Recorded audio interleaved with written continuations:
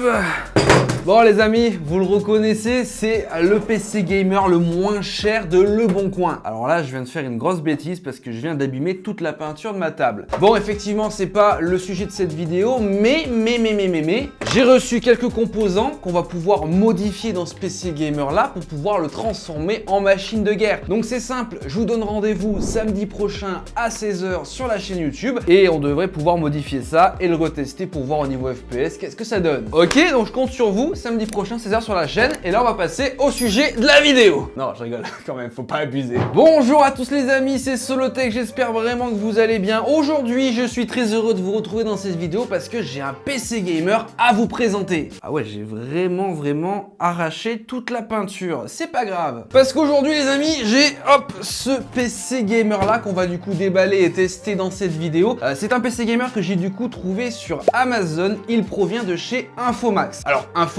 c'est une boutique qui fait des PC gamers, vous devez sûrement connaître. Et là pour le coup j'ai pris ce modèle là qui est un modèle qui coûte pas excessivement cher sur Amazon. D'ailleurs vous aurez le lien en description. Et au final on va voir si c'est un bon PC gamer ou pas. J'ai hâte parce que la config normalement je la connais. Ça a l'air plutôt pas mal pour le prix. Allez déjà hop. C'était très dangereux ce que je viens de faire. Enlevons directement les protections.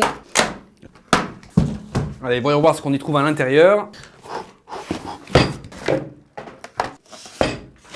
Ah ouais, stylé le boîtier, j'aime beaucoup, j'aime vraiment beaucoup. Ah ouais, mais il est vraiment tout petit, je m'attendais à un PC beaucoup plus grand que ça. D'ailleurs, je sais pas si parmi vous, il y en a déjà qui ont acheté des PC gamers chez Infomax. N'hésitez pas à me dire en commentaire sur votre expérience, qu'est-ce que vous en avez pensé. Ok, on va enlever les protections, ça c'est pas mal parce qu'il est bien protégé, ça c'est cool. Au moins pendant le transport, il risque pas d'avoir de la casse. Ok, on a quelques accessoires qui nous sont fournis, comme une clé Wi-Fi, donc ça c'est plutôt pas mal. Et on a bien sûr, l'alimentation. Ok, alors voilà à quoi ça ressemble à l'intérieur. Ce que je vais faire directement, c'est que je vais vous l'allumer et ensuite je pourrais vous détailler un peu la configuration. Mais comme vous pouvez le voir déjà, on est sur une taille assez compacte, tu vois, il est pas excessivement lourd, il tient dans la main. C'est un PC de poche, mais vous allez voir qu'au niveau de la config, ça reste quand même assez puissant et on va pouvoir faire tourner pas mal de jeux avec pas mal de FPS et surtout avec une bonne résolution. C'est vraiment cool, j'aime bien ce boîtier. En plus un peu format aquarium avec une vitre à l'avant et une vitre ici, c'est vraiment top. Et apparemment il y a de la RAM RGB, ça c'est plutôt sympa. Bon allez, on va l'allumer, on va pas tergiverser 36 000 ans. Je vais vous montrer à quoi ça ressemble allumé avec le RGB. Ok, alors c'est parti. Ouais, ça rend plutôt bien. Il y a pas mal de ventilateurs, tout a l'air de tourner. La RAM s'allume en RGB, c'est vraiment sympa. Donc voilà à quoi ressemble ce PC gamer. Donc tout d'abord au niveau du processeur, on y retrouve un AMD Ryzen 5 4500 avec, comme vous pouvez le voir, le ventirad de base de chez AMD. Donc moi ça me dérange pas, il est plutôt performant. Au niveau de la carte graphique qui est juste ici, on y retrouve une RTX 4060 8 Go. Donc là en l'occurrence on est sur un modèle de chez MSI. Donc voilà, c'est de la bonne qualité, il n'y a pas de problème. On retrouve ici la RAM, on est sur du 2 x 8 Go de RAM, donc au total 16 Go de RAM, une RAM RGB de la marque XPG, une marque que je connais bien parce que je l'utilise dans mon propre PC. Au niveau stockage, il est juste ici, on est sur un SSD format M2, un SSD NVMe de 500 Go. Et enfin, au niveau du boîtier, on est sur le boîtier ARGB Aquarius. Donc un boîtier plutôt simple, comme je t'ai montré, assez compact, mais franchement, moi j'approuve. On a aussi pas mal de ventilateurs, juste ici 2 ventilateurs RGB, en dessous 2 ventilateurs RGB et à l'arrière pour le flux d'air un autre ventilateur RGB. Donc au final on a une config assez harmonieuse, plutôt puissante et surtout bien ventilée. Je sais pas qu'est-ce que vous en pensez, mais moi je trouve que la config est plutôt bonne. On a dans l'ensemble un très joli PC gamer de poche, assez compact, plutôt bien refroidi, bien ventilé avec tous les ventilateurs qui sont de base fournis. J'ajoute aussi que il n'y a pas de licence Windows dans ce PC là, il y a Windows mais il faudra vous-même rajouter une licence, sinon vous aurez le petit watermark et ça fait chier. À part ça, j'ai vraiment hâte de voir qu'est-ce que ça donne en jeu parce que bon, on a une 4060 qui est pas non plus une carte graphique ultra puissante, mais qui est une carte graphique qui coûte pas excessivement cher et qui a toutes les nouvelles techno de chez Nvidia. Couplé au Ryzen 5 4500, ça devrait être pas trop mal. Je vais voir ça sur 3D Mark et puis ensuite en jeu pour voir combien on a de FPS et surtout à quelle résolution on peut le faire tourner. En termes de tarifs, maintenant combien ça coûte? Alors c'est pas trop mal parce que ce PC là est affiché sur Amazon Amazon au prix de 849,99 €, donc quasiment 850 € pour une config comme ça. Ça me paraît bien, même si les composants sont pas non plus les plus puissants du marché. On a quand même des composants qui sont de marque, hein, de la RAM XPG, une carte graphique de chez MSI. Voilà, on est sur des composants de marque avec des marques strong reconnues et qui sont plutôt pas mal. J'aime beaucoup, il y a un bon combo, une bonne config. Maintenant, on va directement passer au test pour voir ce qui donne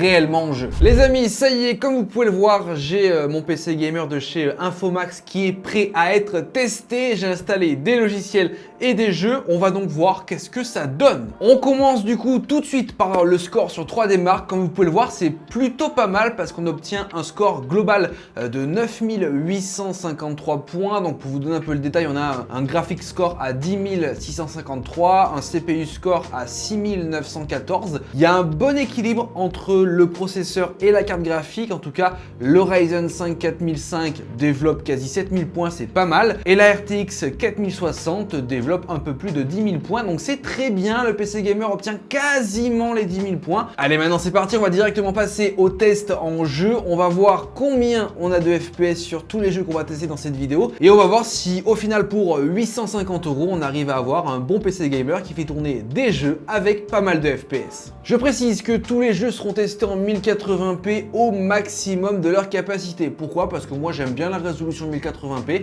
Je trouve qu'on a une bonne base de test et aujourd'hui il y a quand même encore pas mal de monde, même je pense la majorité des gens qui jouent sur des écrans 1080p, et surtout que ce PC Gamer là s'adressera plus à du 1080p pour pouvoir faire tourner les jeux à de hauts FPS. On va donc commencer par le jeu Shadow of the Tomb Raider. Donc comme tu peux le voir, je l'ai mis au maximum en très haut 1080p avec RTX et DLSS d'activer. Donc là, il est au maximum et on va voir combien de FPS il nous trouve au final. Bon, bah c'est pas mal, il a l'air de quand même bien s'en sortir ce PC Gamer, malgré qu'on ait un PC Gamer qui coûte pas excessivement cher, qu'on n'ait pas non plus la meilleure config du monde à l'intérieur.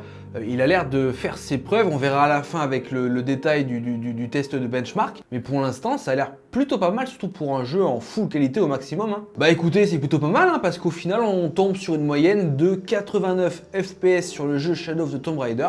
C'est plutôt cool, on a des bonnes moyennes, on a un min qui est vraiment pas trop mal, un max qui est vraiment top aussi. On a une moyenne là aussi encore une fois qui est plutôt bonne, les courbes sont belles. Franchement, pour un jeu au maximum avec certes le DLSS mais aussi le ray tracing, c'est vraiment top. Donc Shadow of the Tomb Raider, c'est validé sur ce PC Gamer de chez Infomax. On va poursuivre sur MW2, on va faire le benchmark qui est directement inclus dans le jeu. Ça a l'air pas mal pour l'instant, j'attends de voir la fin, mais là c'est cool, hein. Bon écoutez, c'est pas trop mal, on tombe sur une moyenne de 105 FPS. Je pense bien sûr qu'il y a moyen d'optimiser encore un peu plus le jeu pour avoir beaucoup plus de FPS. Comme je t'ai dit, c'est un jeu compétitif, bon ok, là j'ai testé plus ou moins en l'état sans forcément faire de paramètres spécifiques, mais néanmoins ce PC Gamer de chez Infomax s'en sort plutôt bien sur ce Call of. On poursuit avec le jeu Fortnite, on va donc tester ce PC Gamer toujours sur un jeu en 1080p. J'ai légèrement modifié les paramètres pour avoir des paramètres un peu compétitifs, donc normalement on devrait avoir de hauts FPS et ça c'est ce qu'on recherche sur un jeu comme Fortnite. Bon, sans rien vous cacher, la config est largement assez puissante pour faire tourner Fortnite sans forcément trop de difficultés, mais on va néanmoins voir à combien de FPS on le fait tourner. Ok, alors c'est parti, on est directement sur Fortnite. Donc comme vous pouvez le voir, au niveau FPS, pour l'instant c'est plutôt pas mal parce qu'on est au-dessus des 100 FPS avec un jeu qui reste quand même très fluide, en bonne qualité, donc ça c'est assez intéressant. Globalement les FPS restent assez stables, on n'a pas d'artefacts, de petits soucis de latence etc.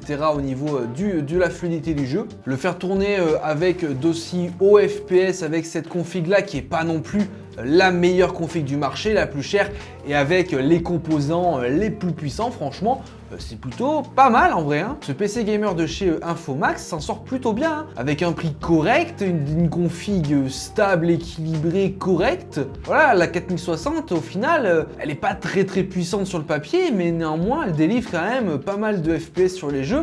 Couplé avec ce Ryzen 5, c'est plutôt intéressant à vrai dire, hein. Fortnite a plus de 100 FPS avec une moyenne globale aux alentours des 115 FPS. c'est plutôt cool, c'est même très cool. Sachant que j'ai pas besoin bien sûr de mettre le mode performance. Pour les puristes du jeu qui souhaitent jouer du coup avec le mode performance pour avoir le maximum de FPS, bah vous pouvez. Néanmoins, ça sert globalement à rien parce que là on a quand même des FPS qui restent plutôt constants et assez élevés et c'est ce qu'on recherche en général sur un jeu comme Fortnite. Donc pour ma part, Fortnite est clairement validé sur ce PC Gamer de chez Infomax. Je vous rappelle, c'est disponible sur Amazon et c'est disponible en description, donc n'hésitez pas à aller voir ça. On poursuit donc avec notre dernier test sur Cyberpunk. Là, je suis en train de régler les paramètres du jeu, donc bon, je sais pas trop comment je vais pouvoir tester ça, mais je pense qu'on va se mettre avec le ray tracing. J'ai envie de tester voilà, Cyberpunk avec le ray tracing et on verra si on a pas assez de FPS, on pourra baisser les paramètres graphiques. Ok, là ça me paraît un peu juste. Je pense qu'on refera un deuxième benchmark en modifiant la qualité. Parce que là c'est vrai qu'on a quand même une 4060, hein, c'est pas la plus puissante. C'est vrai que pour Cyberpunk ça demande beaucoup de ressources. Donc on va voir à la fin qu'est-ce qu'il nous dit, mais je pense qu'on sera en dessous des 60 FPS. Donc on refera un bench avec un peu moins de qualité et surtout sans le ray tracing parce que le ray tracing ça pompe beaucoup sur Cyberpunk. Ok, ben écoutez, pour un jeu au maximum avec du ray tracing, c'est pas trop mal en vrai. Bon, je viens bien sûr refaire un test sans le ray tracing et je pense qu'on aura beaucoup plus de FPS.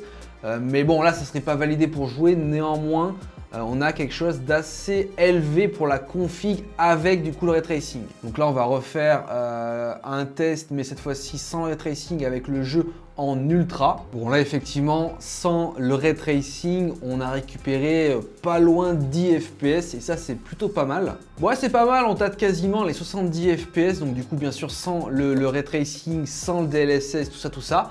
Donc franchement ça fait plaisir. Ça fait plaisir, on a un jeu qui est plutôt en bonne qualité avec pas mal de FPS. Donc pour un PC gamer en dessous des 1000 €, faire tourner Cyberpunk en aussi bonne qualité avec autant de FPS, ça reste vraiment très bien. Donc Cyberpunk, c'est validé pour ce PC Gamer Infomax. Bon alors maintenant je voulais rapidement tester le stockage parce que je vous rappelle qu'on a seulement un stockage, un SSD format NVMe de 500 Go. Alors on a un peu plus d'infos, on est sur un SSD de chez Western Digital, 500 Go. On est sur un SSD en 3.0, ce qui est dommage parce que là, comme vous pouvez le voir, on a un emplacement, donc il est sur l'emplacement 4.0. Pourquoi pas avoir eu un SSD format 4.0, sachant qu'on aurait eu des vitesses de lecture et d'écriture plus élevées. Bon, là, c'est pas dégueulasse parce qu'on est aux alentours des 3700 en lecture et des 3200 en écriture. C'est pas les pires, néanmoins c'est pas énorme et sachant qu'on avait une carte mère qui disposait d'un emplacement M2.4.0, ils auraient pu faire l'effort de mettre un M2 légèrement update pour du coup pouvoir avoir du 4.0. Après voilà, 500 Go, je vous avoue que c'est très peu. Là, moi, il est quasiment à 100% avec tous les jeux que j'ai pu installer dessus. Donc ça, à voir peut-être à penser lors de l'achat de ce PC Gamer. Donc au niveau température, c'est plutôt pas mal. Tout d'abord, au niveau du processeur, on ne dépasse pas les 85 degrés. Donc ça, c'est plutôt pas mal. Malgré qu'on ait seulement le refroidissement de base de chez AMD, notre Ryzen 5 s'en sort plutôt bien à 84 degrés. C'est plutôt cool. Au niveau de notre RTX, ça reste là aussi encore correct. On tourne aux alentours des 61, 62, 63 degrés. Voilà, hein, pour une 4060, c'est très classique. Mais voilà, en termes de flux d'air, de refroidissement, ce PC Gamer de chez Infomax s'en sort plutôt bien. Donc les amis, au final, j'espère que cette vidéo vous aura plu. On aura pu tester ce PC Gamer que j'ai pu trouver sur Amazon, qui est directement fabriqué, construit, assemblé par la boutique Infomax, que vous devez sûrement connaître. Donc pour rappel, c'est un PC qui est aux alentours des 850 € sur Amazon. Vous retrouvez le lien en description avec un petit Ryzen 5, 16 Go de RAM, une 4060. Enfin bref, une config plutôt simple, mais qui fonctionne. Comme vous avez pu le voir, on est arrivé à faire tourner des gros jeux en bonne qualité avec beaucoup de FPS. Seul petit point critique que je pourrais donner, c'est au niveau du stockage. Déjà, on a seulement 500 Go et aujourd'hui 500 Go c'est assez léger, sachant que les jeux sont de plus en plus gros et plus en plus gourmands en termes de stockage. Et effectivement, pour faire tourner des gros jeux, donc qui dit gros jeu dit beaucoup de stockage. Et aussi, on est sur un stockage en 3.0 alors qu'on a juste ici un petit slot 4.0, donc ça aurait pu être sympa, on aurait eu des vitesses de lecture et écriture plus élevées. Néanmoins, globalité, c'est plutôt cool, on a une bonne circulation d'air, on a un bon refroidissement, même si on a celui de base de chez AMD. Voilà, c'est une config équilibrée avec des composants de qualité et à un prix plutôt correct, donc je peux vous conseiller ce PC gamer là, si bien sûr vous avez envie d'avoir une chose clé en main. Il vous suffira juste de, comme je t'ai dit, d'ajouter un peu de stockage peut-être et surtout de mettre une clé de licence Windows. Dans tous les cas, j'espère que cette vidéo vous aura plu. N'hésitez pas bien sûr à mettre votre meilleur like, c'est gratuit, ça fait ultra plaisir. Abonnez-vous à la chaîne, c'est encore une fois 100% gratuit, alors fais-le et ça soutient vraiment la chaîne. Et en tout cas, moi je te dis à plus dans de prochaines vidéos. Allez, ciao tout le monde!